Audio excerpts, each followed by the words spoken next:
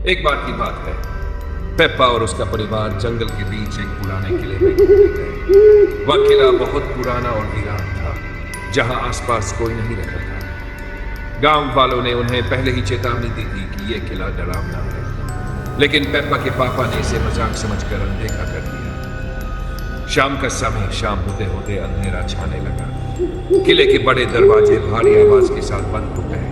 Peppa और उसका भाई जॉर्ज कोने में पड़ी एक पुरानी सीढ़ी की तरफ बढ़े। तभी जॉर्ज को एक अजीब सी आवाज सुनाई दी। वह फुसफुसाते हुए बोला, पेप्पा, क्या तुमने सुना? कोई हमारा नाम पुकार रहा है। पेप्पा ने उसकी बात पर ध्यान नहीं दिया, लेकिन जब उन्होंने दीवार पर लटकी एक पुरानी पेंटिंग को देखा, दोनों चौंक गए। पेंटिंग में एक डरावना चेहरा था जो धीरे धीरे उनकी तरफ घूमने लगा। अचानक पेंटिंग से खून की बूंदें टपकने लगी।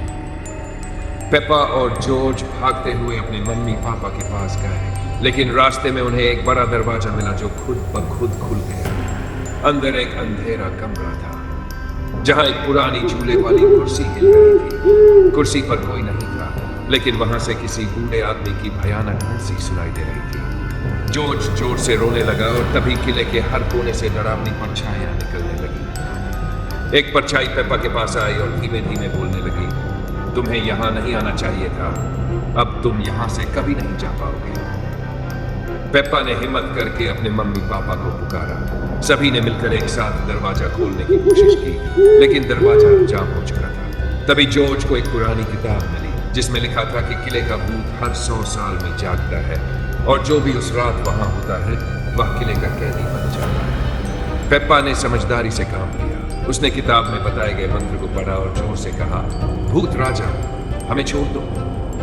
अचानक जोरदार आवाज हुई और सब कुछ शांत हो गया। दरवाजा खुल गया और परिवार किले से बाहर भागा, लेकिन जब उन्होंने मुड़कर देखा तो किला गायब हो चुका था, जैसे वह कभी था ही नहीं। उस रात पेप्पा और उसका परिवार चैन की नींद नहीं सो सका, लेकिन जॉर्ज अब भी कहता है कि उसने एक डरावनी परछाई को उनकी कार तक आते देखा था। क्या वह किला सचमुच था या वह सब एक सपना था?